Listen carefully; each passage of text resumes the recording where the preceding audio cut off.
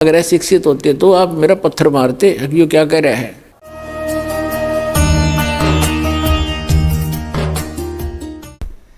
एक दुर्वासा नाम के ऋषि थे, ऐसे सिद्धि ये काल की साधना करके ओम नाम तक की, और ये भी सिद्धि युक्त हो गए। एक बार श्री कृष्ण जी के पुत्र प्रद्युम्न सहित और कुछ अन्य यादवों ने जाकर दुर्वासा ऋषि के साथ मजाक कर दिया। एक गर्भवती लड़की का सांग बना लिया, प्रद्युम्न को गर्भवती लड़की जैसा स्वांग कर लिया। उसके पेट पे एक कढ़ाई बांध लिया, छोटा सा कढ़ाई, जैसे छोंक छांक लान की हुआ कर कढ़ाई, सूखी सब्जी बनाने की, और ऊपर का कपड़ा लपेट दिया, लोगड़ लगा दिया, बांध दिया, और लड़कियों वाले वस्त्र पहना कर ले गए। एक उसका नकली पति बना लिया, और द्वारका के बाहर बनी में जंगल में दुर्वासा भक्ति कर रहा था, दूना लाए बैठा था। तो सबको ये हो गया था नगर में कि बड़ा पहुंचा हुआ ऋषि है, भविष्य भूत और वर्तमान की सारी जानता है। तो वो श्री कृष्ण जी की आड़ में अभिमानी हो गए थे यादव सारे। वो श्री कृष्ण तो ऊपर किसी ने नहीं माने थे। फिर भी जैसा तत्व ज्ञान की कमी से इतनी त्रुटियां सभी में आ जाती हैं, तो वो इकट्ठे होकर चले कि भी चलो दुर्वासा की परीक्षा लेते हैं, ये कैसा बहुत भविष्य की जानता है। दुर्वासा जी के पास जाकर कहने लगे कि महाराज जी, इनके बहुत दिनों के बाद विवाह के 10-20 वर्ष के बाद परमात्मा ने सुनी है, और ये इसकी पत्नी है, इसको गर्भ रहा है। ये उतावले हो रहे हैं ये जानने के लिए कि इनके पुत्र होगा या पुत्री। आप तो भूत भविष्य की सारी जानते हो। दुर्वासा ने देखा अपना जानते हैं, दूरबीन लगा के, वो तो सारा फंड था।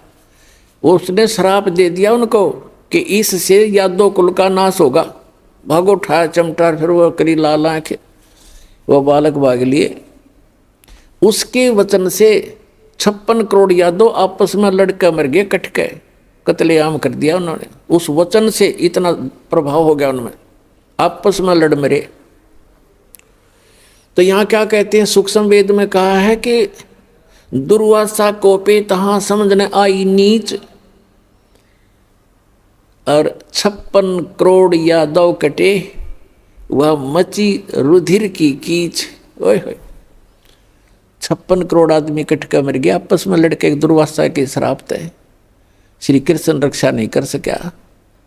श्री कृष्ण जी के पोते पड़पोते स्वयं उसके बच्चे सारे मारे गए।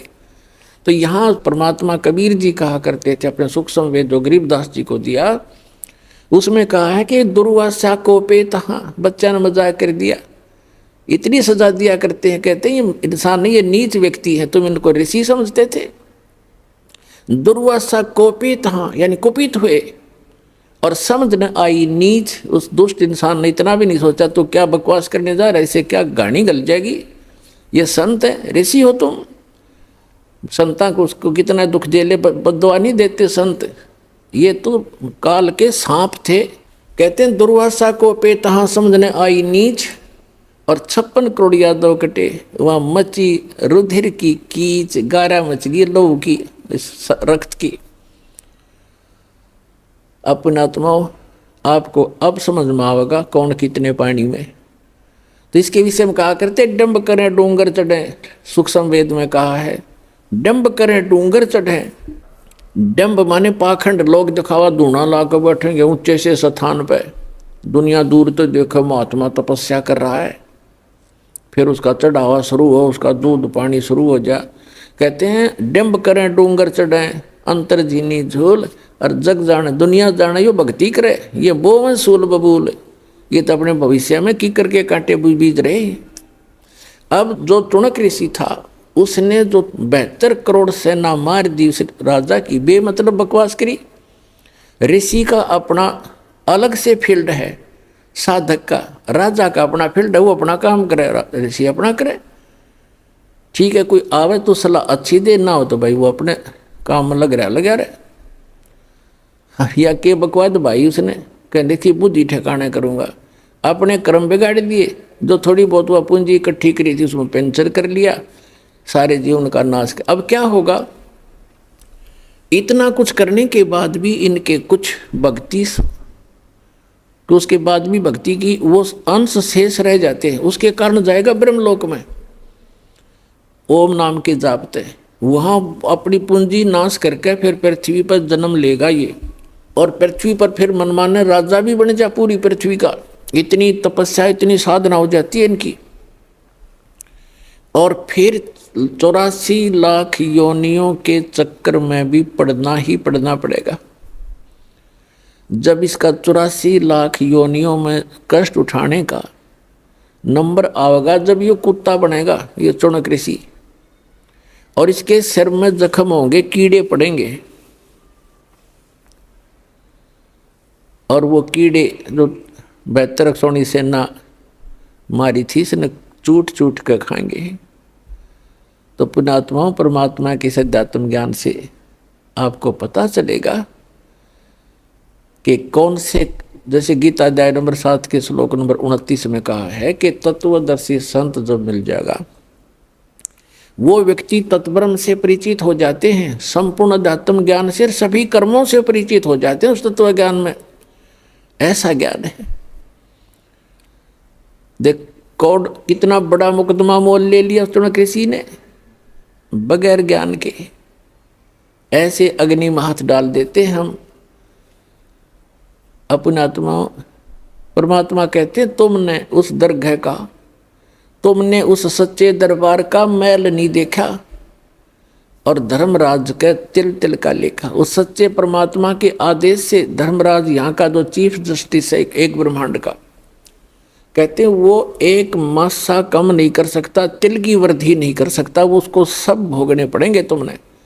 जैसे भी सोच भी अगर गलत रखते हो तुम, सोच का भी भोग भोगना पड़ेगा। आपने कर दिया वो तो कहना है क्या है।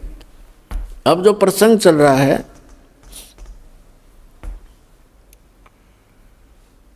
एक समय एक गुरु और शिष्य चले जा रहे थे।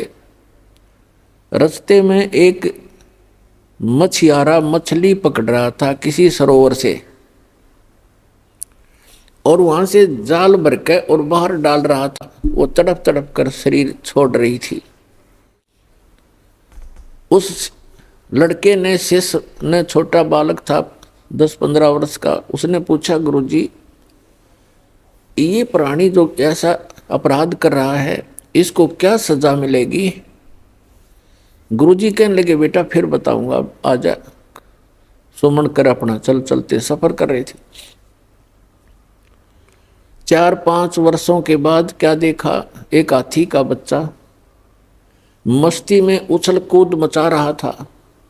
उछल कूद करते करते 2 वृक्षों के बीच में फंस गया।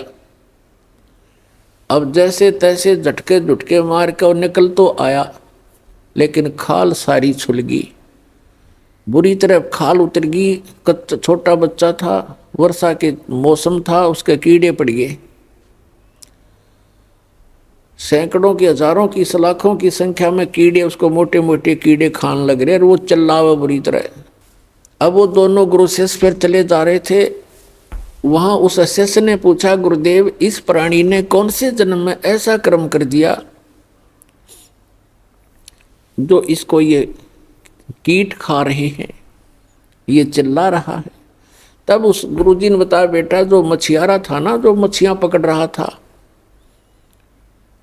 और वो मछियां तड़प तड़प कर जीव छोड़ रही थी, प्राण त्याग रही थी, ये हाथी का बच्चा वो मछियारा है और ये कीड़े वो मच्छी हैं। आज अपना टेट फॉर टेट ये भोग रहा है, प्राप्त कर रहा है। तो पुण्यात्माओं, परमात्मा कहते तुमने उस दरगाह का मैल नहीं देखा और धर्मराज के तिल तिल का लेखा। उस भगवान के दरबार में, यानी धर्मराज के दरबार में एक एक तिल का हिसाब होगा आपका, पाई पाई का, एक एक नए पैसे का। अब हम आते हैं जो दास आज आपको सत्संग सुनाने चाह रहा था, अभी तो भूमिका बनी है।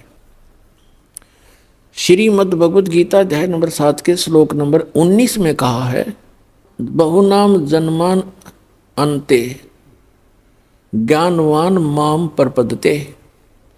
बहुनाम जन्मा नाम अन्ते, यानी बहुत बहुत जन्मों के अंत के किसी जन्म में ज्ञानवान माने ये ज्ञानी आत्मा, माम माने मुझ ब्रह्म को बजते हैं। बहुनाम जन्मानाम अंते ज्ञानवान माम परपदते। और वासुदेवम सर्वमिति सहमात्मा सुदुर्लभ है। ओए होए, क्या बताते हैं कि वासुदेव सर्वमिति, बहुनाम जन्मानाम अंते, बहुत बहुत जन्मों के किसी अंत के जन्म में ये ज्ञानी आत्मा ब्रह्म तक इनकी बुद्धि पहुंचती है, ब्रह्म तक। और ये बताने वाला साधु संत महात्मा कि वासुदेवम सर्वमिति, वासुदेवम ये बताने वाला महात्मा तो सुदुर्लभ है कि वासुदेव ही सब कुछ है, वही सबका उत्पन्न करने वाला है, सर्व उत्पादक है, वही सबको पूज्य है, वही पाप नाशक है और वही इष्ट रूप में बना के पूज्य है। ये बताने वाला कि वासुदेव सर्वमिति, यह बताने वाला कि वासुदेव ही सब कुछ है। ये तो कंटिन्यू ज्ञान चल रहा है। पहले तो तीनों गुणों ब्रह्मा विष्णु महेश तक की भक्ति को खुद रिजेक्ट कर दिया, अपने सतर की तीनों की भक्ति को रिजेक्ट करके ब्रह्म कह रहा है ये काल श्री कृष्ण में प्रवेश करके कि मेरी भक्ति केवल ज्ञानी आत्मा करते हैं, और वो भी मेरे सही ज्ञान को ना समझ कर मेरे वाली ही घटिया अनुतम इस गति में स्थित रहे। हो गया स्पष्ट। अब ये कहता है कि ब्रह्म से ऊपर जिसकी बुद्धि जाती है, ब्रह्म तक भी मुश्किल तो ये ज्ञानी आत्मा कोई किसी अंत के जन्म में, बहुनाम जन्मानाम अंते ज्ञानवान माम प्रपदते, बहुत बहुत जन्मों के किसी अंत के जन्म में किसी ज्ञानी आत्मा की बुद्धि ब्रह्म तक पहुंचती है। और वासुदेव सर्वमिति, वो वासुदेव है सब कुछ, उसी वही पाप नाशक है, वही पूजा के योग्य है, वही सबका इष्ट होना चाहिए और वही पूर्ण मोक्षदायक है, वो सारी सृष्टि का रचने वाला है। ये बताने वाला महात्मा तो सुदुर्लभ है, बड़ी मुश्किल से मिलेगा। अपने आत्माओं, ये गीता और वेद कोई बालकों के लेख थोड़े ही थे। ये ऋषि महर्षि शर्मार के चले गए, इनको कख नहीं पता चला। क्या बताते हैं? सूक्ष्म वेद में परमात्मा ने स्वयं आकर बताया है कि 9 मन सूत उलझिया और ये ऋषि रहे जखमार, और सतगुरु ऐसा सुलझा देगा उलझन दूजी बार। परमात्मा जुलाहे का काम करते थे और 1 किलोग्राम एक शेर सूत उलझ जाता, वो कच्चा सूत, उसको सुलझाने में 2-2, 3-3 दिन की दाढ़ी चली जाती थी उनकी। अगर गांठ पड़ गई तो धनी का सूत, फिर वो कपड़ा महंगा बेकारी, उसके उल्टा पटक दिया और पैसे लेने आ रहे, तो उसको सुलझाना पड़ता था कि ये टूटे नहीं, और तब वो कपड़ा बन सकते थे जब उनकी दाढ़ी बननी थी। तो कहने का भाव ये है कि ये जो आध्यात्मिक जो सूत है, एक शेर की बजाय इसने तो 9 मन सूत उलझा दिया, 360 किलोग्राम। परमात्मा कहते इन अनजान ऋषियों ने 9 मन सूत उलझिया, ये ऋषि रहे जखमार और सतगुरु ऐसा सुलझा दे उलझन दूजी बार। अब ऐसा सुलझा दिया इस दास ने परमात्मा की दया से, इस कलयुग में नहीं उलझेगा यू तत्व ज्ञान। कोई भक्ति करियो चाहे ना करियो, वो अलग बात, उसके भाग्य पर डिपेंड करेगी। अब जैसे कहा कि वासुदेव सर्वमिति, वासुदेव का अर्थ श्री कृष्ण नहीं है। वेदों में वासुदेव का अर्थ है जो सबका मालिक, जिसकी सत्ता सब जगह पर हो, सब जगह उसका निवास हो। जैसे परमात्मा ने सूक्ष्म वेद में बताया कि अर्श कुर्स पर अलह तख्त है, उस परमात्मा का तख्त राजधानी ऊपर है, अर्श के कुर्स में, कॉर्नर में, सबसे ऊपर के स्थान पर। अर्श कुर्स पर अलह तख्त है, खालिक बिन नहीं खाली। कहते उस परमात्मा के बिना उसकी नज़र से कोई जरा सा भी टुकड़ा उसके ब्रह्मांडों का बचा नहीं है, सब जगह उसकी दृष्टि है, यानी उसकी पावर सब जगह विद्यमान है। और परमात्मा भले ही ऊपर बैठा है। तो कहते हैं वासुदेव का अर्थ है जिसकी सत्ता सबके ऊपर हो, सब जगह उसका वास हो। जैसे परमात्मा की परिभाषा के अंदर क्या आता है, एक सिंपल सा उदाहरण है। जैसे एक तहसीलदार भी साहब कहलाता है, एक तहसीलदार भी साहब कहलाता है, एक एसडीएम भी साहब कहलाता है, और डीसी और कमिश्नर, मंत्री, मुख्यमंत्री, प्रधानमंत्री ये और राष्ट्रपति ये सभी साहब कहलाते हैं। लेकिन इनका अपना क्षेत्र होता है, इनकी अपनी अक्षमता होती है पावर की। तो इसी प्रकार जैसे सीएम मुख्यमंत्री है एक क्षेत्र का, पर वासुदेव एक अक्षेत्र के ऊपर वो प्रभु है, सबके ऊपर वास नहीं है उसका। जैसे प्रधानमंत्री को लेकर चले हम, क्योंकि फॉर एग्जाम्पल, तो प्रधानमंत्री जी अपने भारतवर्ष के ऊपर वासुदेव है वो। इतना संकेत बतेरा आपने समझने के लिए। तो पूर्ण परमात्मा परम अक्षर ब्रह्म जो है, जैसे गीता अध्याय नंबर 15 के श्लोक नंबर 16 और 17 में 3 पुरुष बताए हैं, एक सरपुरुष, एक अक्षर पुरुष, एक परम अक्षर पुरुष, उत्तम पुरुषत्व ने। तो गीता अध्याय नंबर 8 के श्लोक नंबर 1 का उत्तर अर्जुन ने पूछा कि वो किम तत्ब्रह्म, जो आपने तत्ब्रह्म बताया है कि उसको जानने के बाद 7वें अध्याय के 29वें श्लोक में, तो फिर साधक जरा और मरण से छूटने का प्रयत्न करता है। 8वें अध्याय के प्रथम मंत्र में अर्जुन के पूछने पर कि किम तत्ब्रह्म, वो तत्ब्रह्म क्या है, गीता ज्ञानदाता इस सरपुरुष ने, यह सरपुरुष है गीता ज्ञानदाता, ये कहता है वो परम अक्षर ब्रह्म है। 8वें अध्याय के 3रे श्लोक में श्रीमद् भगवत गीता। तो गीता अध्याय नंबर 15 के श्लोक नंबर 16 और 17 में 3 पुरुष हैं, सरपुरुष, अक्षर पुरुष और परम अक्षर पुरुष। तो उसमें बताया कि सरपुरुष और अक्षर पुरुष तथा इनके अंतर्गत जितने जीव हैं ये खुद भी, और इनके अंतर्गत जितने प्राणी हैं इनके ब्रह्मांडों में, तो ये सभी नाशवान है, स्वयं भी नाशवान है, जीवात्मा किसी की नहीं मरती। तो सरपुरुष के 21 ब्रह्मांड पर वो वासुदेव है, 21 ब्रह्मांड का स्वामी है, वो वासुदेव नहीं है, ब्रह्म। और श्री कृष्ण केवल एक विभाग का मंत्री है, सतोगुण विभाग के मंत्री हैं एक ब्रह्मांड के अंदर, वो केवल अपने विभाग में ही प्रभु है, वो पूरे ब्रह्मांड में भी स्वामी नहीं है। जैसे विभाग का मंत्री होता स्टेट में, वो अपने विभाग पर ही मालिक है, दूसरे विभाग में वो इंटरफेरेंस नहीं कर सकता। इसी प्रकार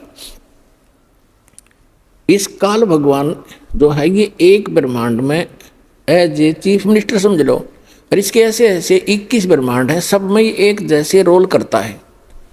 तो ये 21 ब्रह्मांड में प्रभु है, ये सर्वव्यापक नहीं है, सबके ऊपर प्रभु यानी वासुदेव नहीं है। जो अक्षर पुरुष और 7 संघ ब्रह्मांड का स्वामी है, प्रभु है, वो वासुदेव नहीं है, सब जगह उसकी प्रभुता नहीं है। और वो परम अक्षर ब्रह्म है, वो कंप्लीट गॉड है, उसका ओवरऑल कंट्रोलर है, उसका सभी असंख्य ब्रह्मांडों पे इंक्लूडिंग सरपुरुष और अक्षर पुरुष, इनके ऊपर भी उसकी प्रभुता है, वो है वासुदेव।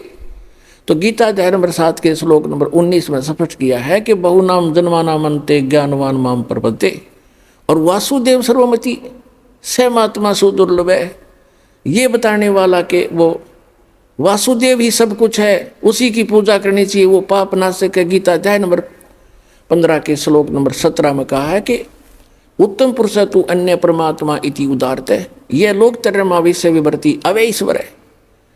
उत्तम पुरुष तो इन दोनों से, सरपुरुष और अक्षर पुरुष से वो श्रेष्ठ भगवान परम अक्षर ब्रह्म तो कोई और है, और वो वही भगवान कहलाता है। और तीनों लोकों में प्रवेश करके सबका धारण पोषण, सबका वही पालक है। जैसे गीता अध्याय नंबर 15 के श्लोक नंबर 1 से 4 में स्पष्ट किया है कि ऊपर को लटका हुआ संसार रूपी वृक्ष है, और उसका तना तो समझो अक्षर पुरुष, उसकी मोटी डार सरपुरुष, और 3 शाखा हैं, ये तीनों देवता रजगुण ब्रह्मा सतगुण विष्णु तमगुण शिव जी, और 5 रूप संसार। और जो गुप्त है वो जड़ कौन है, वो परम अक्षर ब्रह्म है। तो परम अक्षर ब्रह्म की रूपी मूल से, जड़ से ही सभी संसार रूपी वृक्ष को आहार प्राप्त होता है। तो इसलिए गीता अध्याय नंबर 15 के श्लोक नंबर 17 में कहा है कि उत्तम पुरुष तु अन्य परमात्मा इति उदारते। वैसे पुण्यात्माओं, परमात्मा की परिभाषा अगर आपको बताने लगूंगा तो विषय अलग हो जाएगा, काफी समय लग जाएगा। परमात्मा उसको कहते हैं जो किसी की आत्मा नहीं दुखावे, कोई किसी का बेटा नहीं मारे, किसी की बेटी नहीं मारे, किसी का कैंसर नहीं करे, किसी का कोई दुख नहीं दे, केवल सुख सुख दे, उसको परमात्मा कहते हैं, श्रेष्ठ आत्मा। और हम उस परमात्मा को ना समझकर इस काल को परमात्मा कहने लगे। और किसी का बेटा मर गया, किसी की बेटी मर गई, किसी का बाप मर गया, किसी की माँ मर गई, कुंबा का कुंबा घाणी, कैंसर से पीड़ित हाहाकार मच रहा है। ये परमात्मा का लोक है, परमात्मा का लोक सतलोक है, जहाँ दुख नाम की चीज नहीं। तो गीता अध्याय नंबर 15 के श्लोक नंबर 17 में स्पष्ट किया है कि उत्तम पुरुषत्व इन दोनों से अलग है, वो श्रेष्ठ भगवान पुरुषोत्तम, और जिसको परमात्मा कहा जाता है। और ये लोक धर्म अवश्य विवर्ती अवैश्वर है, जिस दो तीनों लोकों में प्रवेश करके सबका पालन करता है, वो है वो अविनाशी भगवान। तो कहते गीता अध्याय नंबर 7 के श्लोक नंबर 19 में, पुण्यात्माओं ये कंसेप्ट क्लियर करने के लिए 2 घंटे का सत्संग करना पड़ा, पहले भूमिका बनाने के लिए, ताकि आप बच्चों की बुद्धि वहां तक पहुंच सके। दास के बताना चाहे आपके ऊपर कैसे रहम हुआ है परमात्मा का, आपको शिक्षित किया। अगर अशिक्षित होते तो आप मेरा पत्थर मारते, ये क्या कह रहा है।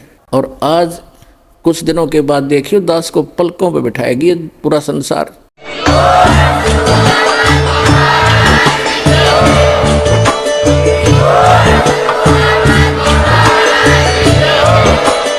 सत्साई बोलो सतगुरुदेव जी की जय। बद्दी छोड़ सतगुरु रामपाल जी भगवान की जय हो। सत्साई।